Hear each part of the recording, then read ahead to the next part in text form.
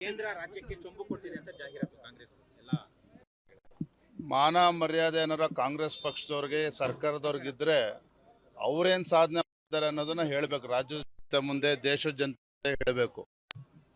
ಇವತ್ತು ಕಾಂಗ್ರೆಸ್ ಪಕ್ಷ ತನ್ನ ಪ್ರಣಾಳಿಕೆಯಲ್ಲಿ ಈ ದೇಶದಲ್ಲಿರ್ತಕ್ಕಂಥ 66 ಕೋಟಿ ಮಹಿಳೆಯರಿಗೆ ಅಂದ್ರೆ 1 ಲಕ್ಷ ರೂಪಾಯಿ ಒಬ್ರು ಮಹಿಳೆಯರಿಗೆ ಅಂತ ಹೇಳಿದ್ರೆ 66 ಕೋಟಿ ಮಹಿಳೆಯರಿದ್ದಾರೆ. ಎಷ್ಟಾಯ್ತು ಹೆಚ್ಚು ಕಮ್ಮಿ 60-65 ಲಕ್ಷ ಕೋಟಿ ಅದಕ್ಕೆ ಬೇಕಾಗ್ತದೆ.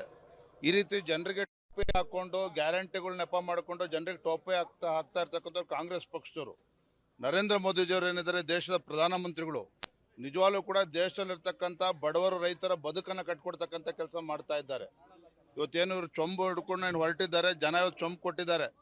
ಏನು ಇಡೀ ದೇಶದಲ್ಲಿ 400ಕ್ಕೂ ಹೆಚ್ಚು ಸಂಸದರು ಗೆದ್ದಿದ್ರು ಒಂದು ಸಂದರ್ಭದಲ್ಲಿ ಕಾಂಗ್ರೆಸ್ ಪಕ್ಷ, ಇವತ್ತು 40ಕ್ಕೆ ಇಳಿದಿದ್ದಾರೆ ಅಂತ ಹೇಳಿದ್ರೆ ಜನ ಇವರಿಗೆ ಮಂಗಳಾರತಿ ಎತ್ತಿದ್ರಿಂದಲೇ ಇವತ್ತು ಈ ಪರಿಸ್ಥಿತಿ ಕಾಂಗ್ರೆಸ್ ಪಕ್ಷಕ್ಕೆ ಬಂದಿರತಕ್ಕಂಥದ್ದು. ಇವತ್ತೇನು ತಮ್ಮ ಏನು ಜಾಹೀರಾತು ಕೊಟ್ಟಿದ್ದಾರೆ, ಇವತ್ತು ರಾಜ್ಯದ ಜನರ ಮರ್ಯಾದೆ ತೆಗಿತಕ್ಕಂಥ ಕೆಲಸ ಇವತ್ತು ಕಾಂಗ್ರೆಸ್ ಪಕ್ಷ ಮಾಡ್ತಾ ಇರ್ತಕ್ಕಂಥದ್ದು.